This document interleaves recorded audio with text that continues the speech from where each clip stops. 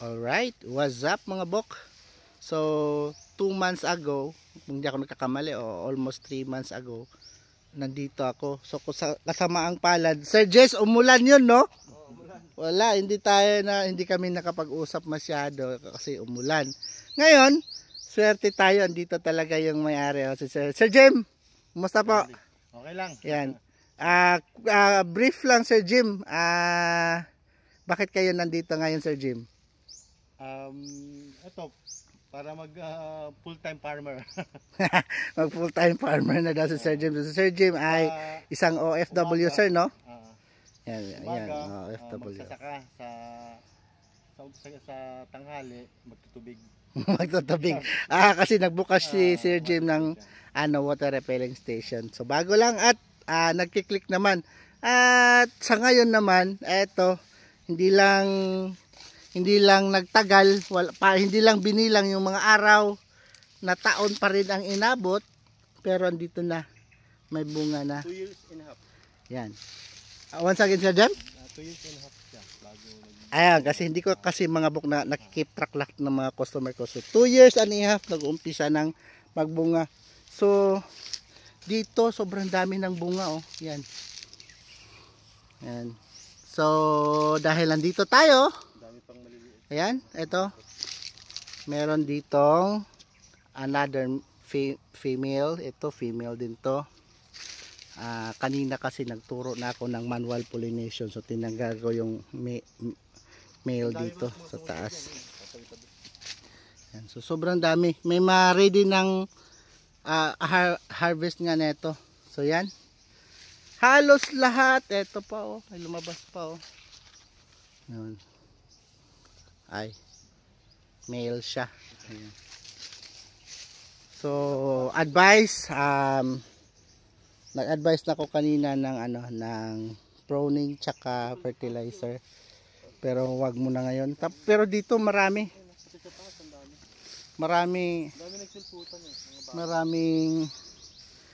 bunga doon banda. So maya papalipad tayo ng drone, kasi every time na napunta tayo dito naulan, hindi talaga na tayo magsukita nyo naman mga buko. Yan.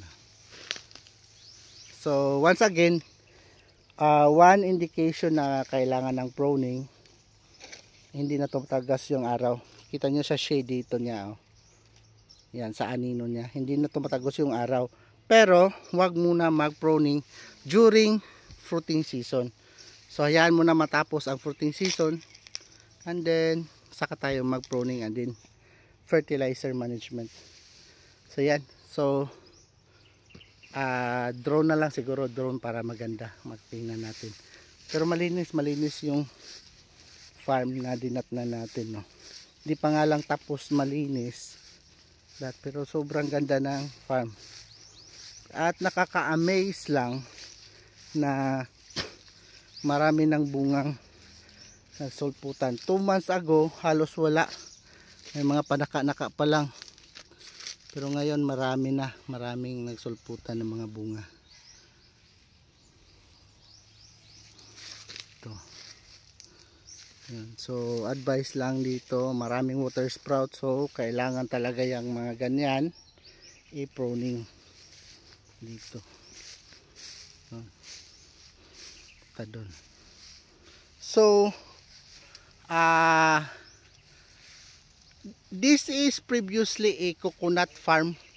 So may mga coconut farm pala, o nga po. So this is previously a coconut farm.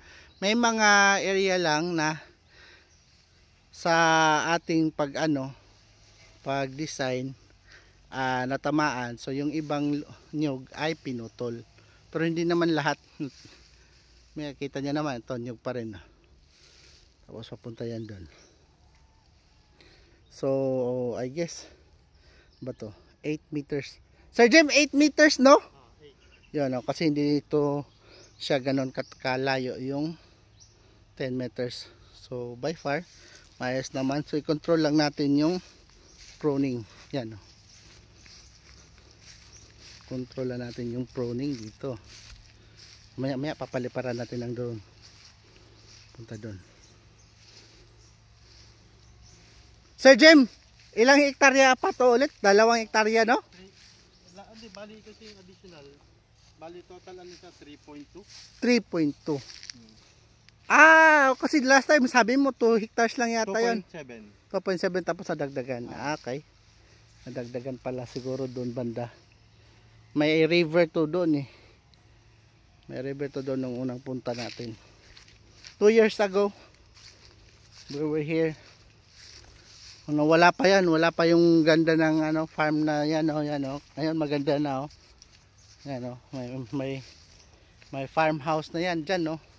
Dati wala pa. No? Wala dati, wala pa yan. So marami ng mga bunga. Ito may bunga ba to dito? Hindi ko kasi kabisado. Pero mostly marami na bunga. Ito. Halos lahat dito sa harapan may bunga. Ayun.